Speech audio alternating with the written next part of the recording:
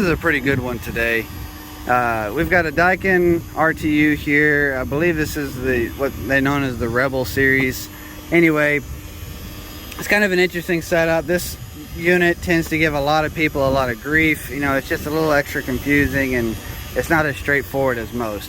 This is being used as an outside air unit, and that's really what I want to talk about today. Is I came over here, and the trouble we're having is we keep having a discharge line temperature high limit. And so what that means is these little sensors right here are getting too hot. This is your compressor 1, compressor 2. This compressor is being ran off of the inverter. Now this is a standard Daikin design inverter, nothing fancy. These are Daikin compressors. Anyway, this is basically the same style inverter you would see in like a Daikin VRV, like we see over here, all of these. So this is all your comfort cooling on the roof, and this is the outside air control for the building. These are your condenser fan control boards running the fans. This is power in, power to the compressor. So this runs the primary compressor. Then the secondary compressor is on the M3 contact, running that one. So that's been the alarm the whole time, and I've had a few different techs working on it. I've tried to do what I can with them over the phone. We've put a lot of time into trying to work this out, but inevitably it came down to the fact that something wasn't jiving right, and I needed to come over here myself. I do have the outside air filters pulled right now. I've got some guys coming to clean these, but these are pretty dirty. I've also got a crew. They're gonna come clean the condenser coil. It's not extreme, but it's definitely dirty. We also have an active leak right there on the coil, so I'm gonna recommend this coil for replacement. I'm not a fan of doing repairs on micro channels. There are some repairs I'll do. For example, if it gets right in there on those little stub outs where they're coming out of the manifold of the coil, I've done repairs on some of the chillers before, but I'm really not a fan of trying to repair these on RTUs. Another thing I'm recommending to the customers, they have a roof issue. You can see just how deep this dirt is. Something I've explained to them is this coil is just, every time we wash it, everything collects right here. We try our best. It's built up so heavy, but we try our best to wash it out. Clearly, you can just see how heavy everything's built up. So as soon as all this dries, it immediately sucks right back into the coil. That just ain't jiving. So they're gonna have one of their maintenance guys come up here, try to sweep and vacuum and clean all this up, get all this heavy buildup off the roof, and hopefully we'll get that water spigot hooked up soon so that we can have water access up here, because currently we don't. There's a nice view of downtown. Got a nice new building going up next door. Anyway, this is processing 100% outside air right now. We're not calling for the enthalpy wheel. Here's the evaporator coil. You can see outside air, return air is closed off. Now, one thing I do find interesting, there is no powered exhaust except for the outside air unit on this roof. Everything is just natural draft, exhaust outlets. And we're running, it kind of fluctuates, and I find it pretty interesting, and I'm really questioning the sensors a little bit. But we have a building static set point of 0.05, and we've been maintaining about 0.01 to 0.02 on our building static. So we're well below that set point. We obviously don't need the exhaust, and we're not pushing so much that we're even opening the barometric dampers at all. Anyway, this does have a gas heat, and we have hot gas reheat for dehumidification. Again, this is an outside air unit. Anyway, we have had some issues where the suction pressure transducer had gone bad. It was reading like 200 and something psi, even though it was causing the system to pump down. It was only running about 34. That was the transducer problem, or PTS sensor, pressure transducer on the suction. And then you have your PTD, pressure transducer discharge here.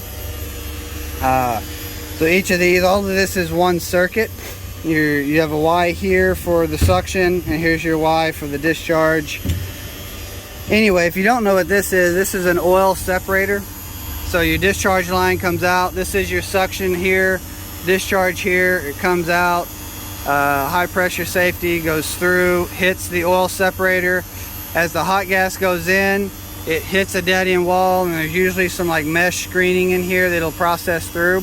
So what'll happen is all the oil will separate out and then get sent back through the oil return line, and this little capillary tube gets sent back into the suction of that compressor to pull back in. Then the discharge gas, after it's been cleaned by the oil separator, will then go out through the discharge line at the top and then back out. And it just uses gravity as a natural form of separation.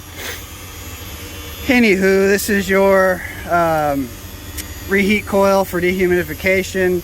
That is your condenser coil balancing the hot gas discharge load going back through, and it comes back out, goes into the evaporator where there's another EXV, and then we come back out to suction.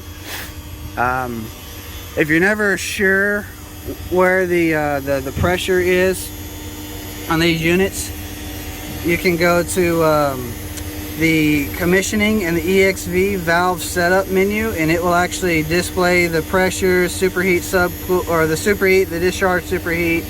Gives you all kinds of goodies in here. Don't change anything, but this is where you can find it. You can see your saturations there as well. Now I've already done a decent amount of looking on this unit today, and I've figured out quite a few things.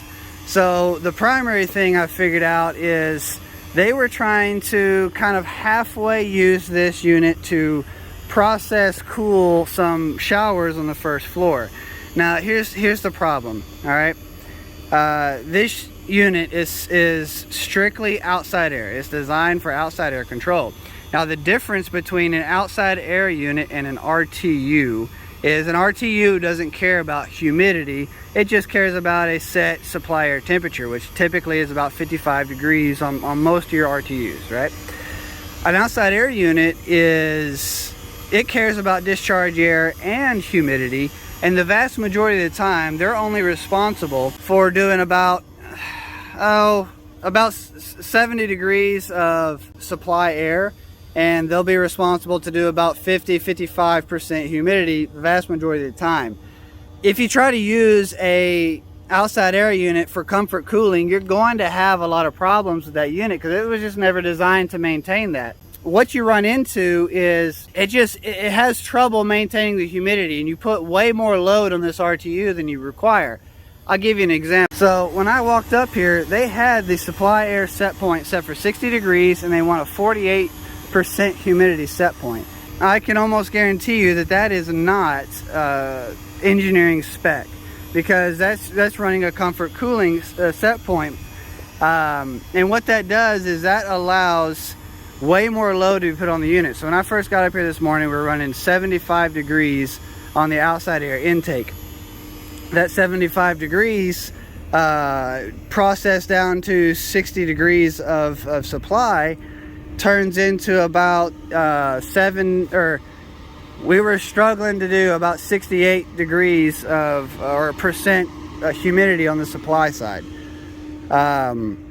That's not good, but it was putting a major load on these circuits and on the compressor to where, you know, I should have next to no load on this outside air unit out on a day like today, and a morning like this morning especially, and yet I had both compressors running and really heavily ramped. I mean, we had a very decent load on this on these circuits, and we'll have mornings right now, you know, where it'll start off in the 60s and 70s, and we'll end up in the 90s by the end of the day. Well, one of the things that I was observing was as it was running, you know, we were doing about 125 to 130 on the discharge line temperatures on both compressors running at that.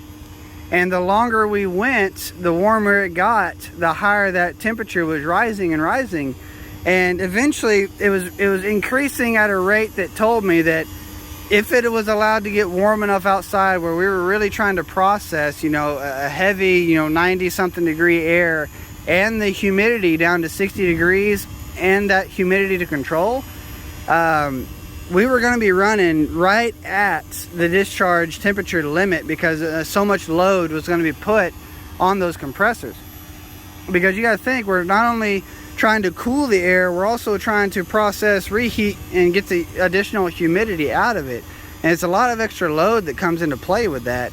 Not to mention the condenser coil, you know, saturation is increasing and pressure increasing, which adds additional load to the compressor, and the return air coming into the coil also increasing, which also increases load. So the load across the board is significantly going up, and that was going to force that discharge temp to follow with it. Now, what this unit should be running at, and what I've got it set to now, is a 70 degree supply air.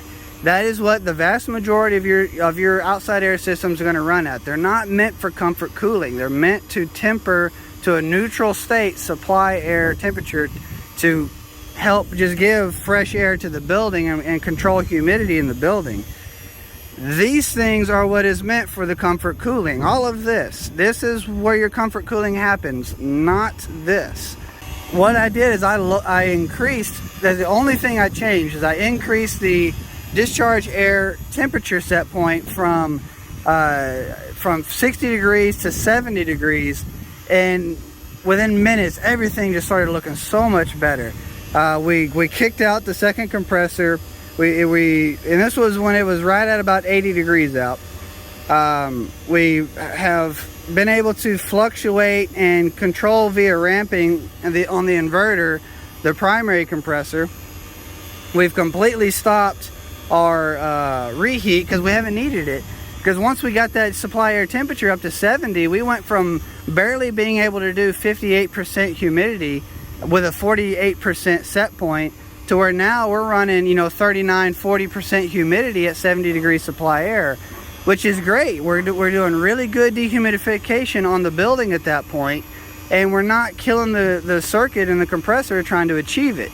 Now, one reason and one thing the customer had to say was, well, this unit is the only source of cooling for a set of showers down on the first floor. So the first floor of this building has a workout room with a set of showers in it, and it didn't have any other comfort cooling other than this unit. And you have to understand, commercial showers like that in a space, they're not meant, and these units are not set up in there to provide comfort cooling. They're meant to control the humidity in the space. That's their whole function, is you're trying to do humidity control from all the extra moisture coming out of the showers. And so you need to be introducing lower humidity air, not colder air, lower humidity air, in order to help cycle through and process that air back out of there to control the humidity in that space. That is the function of a unit like this inside of a commercial shower. And so we're gonna let it run, and they're comfortable having it set there. We're doing really nice on our suction superheat and discharge superheat. Looks really good. Very happy with it. Very happy with our saturations. I mean, all of our readings look exactly the way I want them to look right now. Where before that was not the case. Yeah, saturation was way lower. We were down in the mid 30s, trying to run a 60 degree discharge air, and we were struggling to do 15 or 16 degrees of superheat when we really need to be much lower than that on a system like this. These are designed very tight tolerances, so you can run a much lower superheat in general. All of those things have corrected. We don't need the extra compressor. Again, this is designed to be able to keep up with air, at 100 degrees incoming. If we're having to run both compressors at 75 degrees in the morning when the sun is barely even out, I mean, you're putting way too much load on that circuit. It was not meant to do that. MTT guys, I really appreciate it. I hope y'all have a good one. Hope you enjoyed this one. I don't get to work on a whole lot of these, but I'm definitely familiar with them. I highly suggest, these are the type of units to really start to learn about. If you don't know what I'm referring to, look up the Daikin Rebel series and look at their outside air designs that they're using for that. They're very intricate RTUs. They're not just your normal everyday units anymore. And stuff like this is going to start to become, and it is in a lot of ways more of the normal on the commercial side of things. So really suggest y'all get up to speed on how this stuff works, functions, find a class somewhere. Put time into your families, MTT, make the time, take care of your spouse, take care of your kids. They really need you. We're coming on the tail end of our summer season. This is a good time to start, you know, putting that time back into them if you haven't already. I really encourage that, guys. If you don't already, you know, I highly suggest following the HVAC Overtime podcast. They've got some really good podcasts on there. I really enjoy that channel and hearing what they had to say. You know, it's very entertaining. I also heavily recommend the HVAC School podcast as well. They've released some really good ones out there recently. One of them that I'm currently really looking into, and it's been out there for some time now, but they have one over mental health, and AK HVAC is in there on that one as a co-host. And I mean, it's a really good one. I haven't fully finished it yet, but I'm partway through it, and I really suggest y'all go on that, listen to that. It's really important what they're saying and what they have to say about your mental health as a technician and trying to protect yourself, protect your family, everything. You know, we have to tend to ourselves as much as anything.